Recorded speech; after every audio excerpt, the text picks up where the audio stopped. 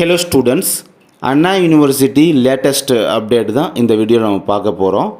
Few டேஸுக்கு பிஃபோராக பார்த்தீங்கன்னா Anna University April May 2025 semester examination அதுக்கான ப்ராக்டிக்கல் எக்ஸாம் ஷெடியூல் அப்படின்றது பப்ளிஷ் பண்ணியிருந்தாங்க ஃபியூ டேஸுக்கு பிஃபோராக.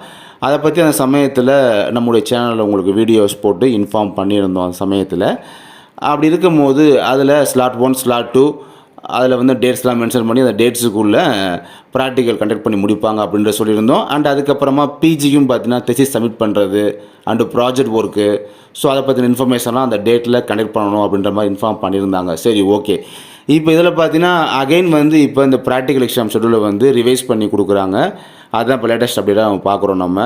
ஸோ என்ன ரிவைஸ் பண்ணியிருக்காங்க, யாருக்கு என்ன ஏதுன்னு பார்த்தோம்னா, ஏப்ரல் மே 2025 ரிவைஸ் ஷெடியூலில் பார்த்தீங்கன்னா லாஸ்ட் ஒர்க்கிங் டே வந்து மே 30வும் அண்டு தெசிஸ் சப்மிட் பண்ணுறதுக்கான லாஸ்ட் டேட் வந்து ஜூன் 30 சேஞ்ச் பண்ணியிருக்காங்க.